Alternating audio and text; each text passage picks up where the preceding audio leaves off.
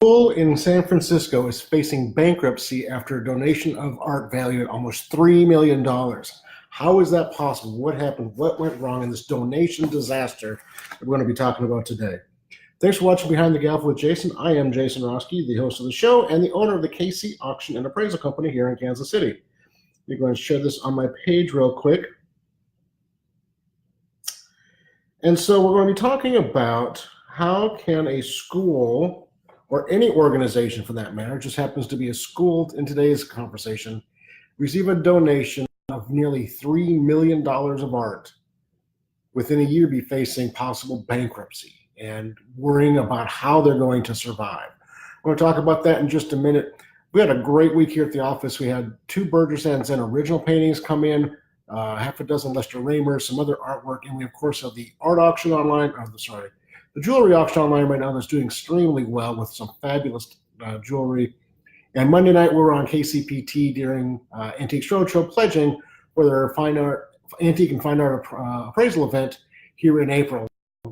So if you're in the Kansas City area and want to have a local expert give you an idea of what you have, go check out the kcpt.org website, and there's information about the event there and on their Facebook page.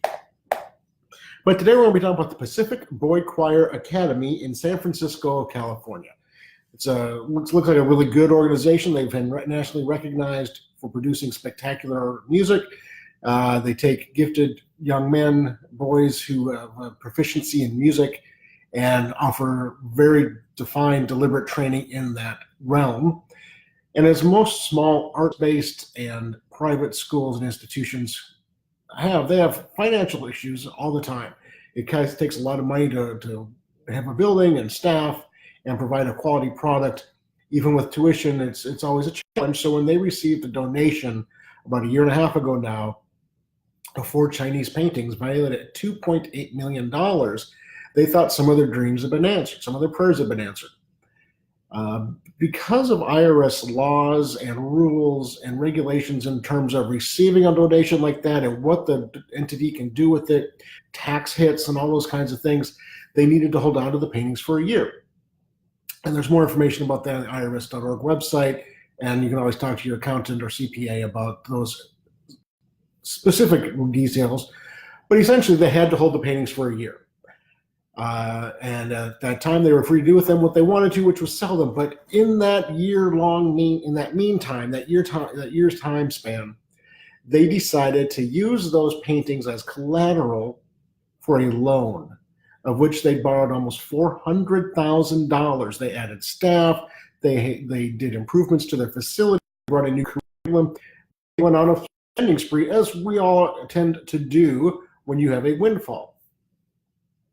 Fast forward to a year time, they contacted Bonhams in San Francisco. They're extremely reputable, well-known, well-established auction house, could easily handle $1 million, $2 million paintings in the Asian world.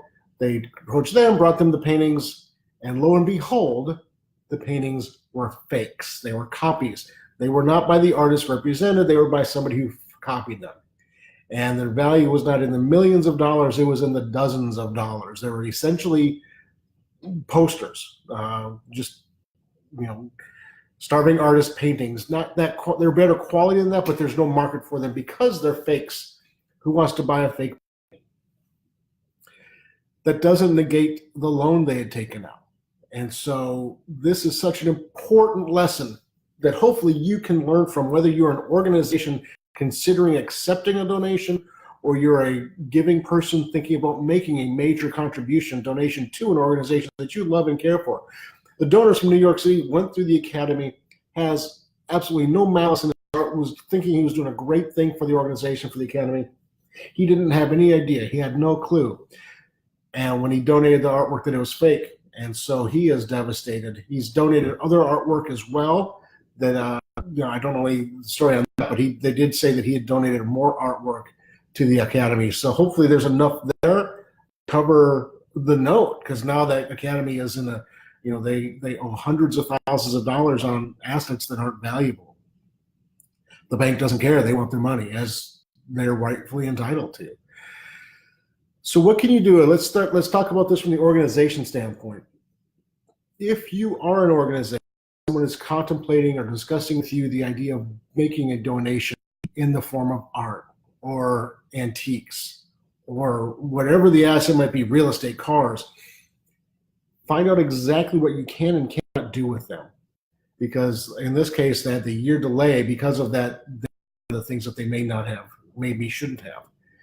But I can't ever imagine giving an organization the idea of using that asset as collateral, because nothing good happens there. You bring in some money today, but it's going to cost you more than if you wait.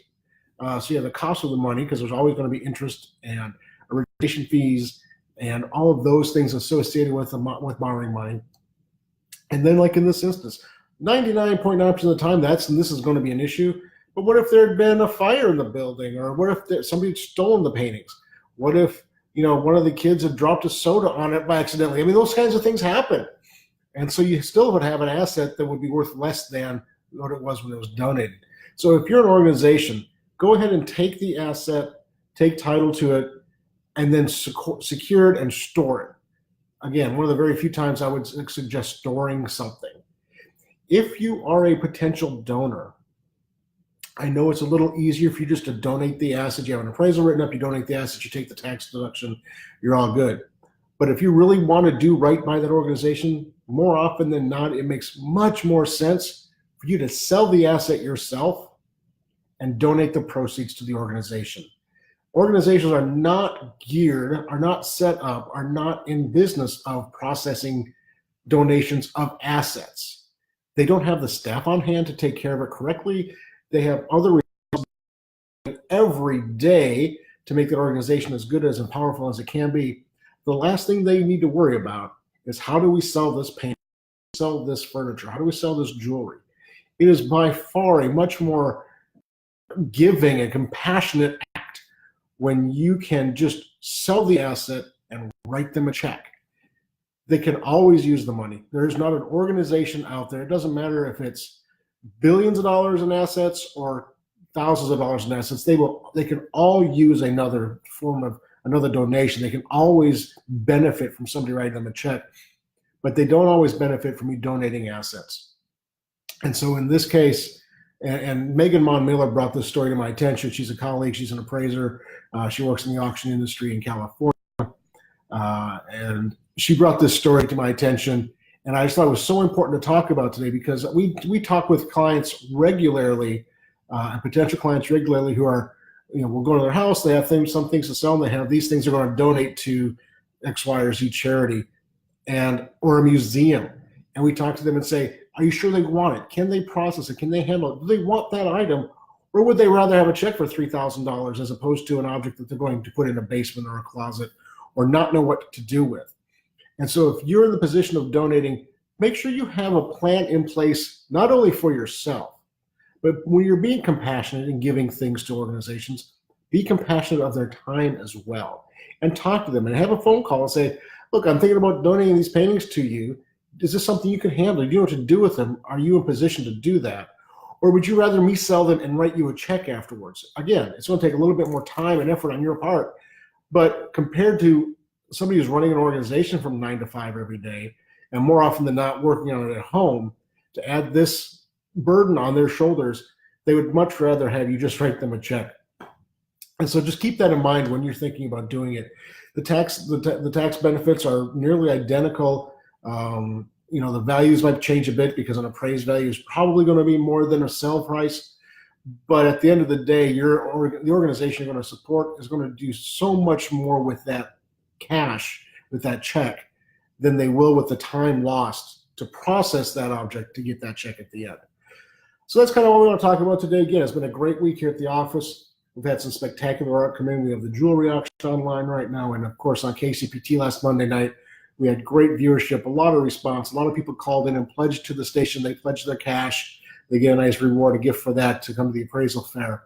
But it's been a great week. And again, just real quick to recap what we're talking about, the Pacific Boy Choir Academy in San Francisco is facing some serious financial situations. They're concerned about keeping the doors open. They've had to cut costs. They've had to cut staff. They've had a 20% across the board mandatory pay cut for those who are still there. They've had to cut programming because they borrowed money against an asset that turned out to not be what they were told. No malice. There was nobody thinks anything less of the donor. He inherited the pieces. He didn't buy them personally. But it's just a really tough situation for them to be in. They could have been mitigated by a couple of easy things. Not borrowing money against an asset that exists if you don't need to, and they didn't need to, honestly, from what we're reading. And then if you're a seller, if you're a donor, go ahead and sell the asset and give the foundation, the organization, the funds for it afterwards. Again, thank you all so much for watching. If you have any questions, thoughts, concerns, go ahead and post a comment here on Facebook or on our YouTube page. You can always hit the like button, share button, let your friends and family know that you're watching this. If you think you have friends or family who would benefit from this information, go ahead and share it with them.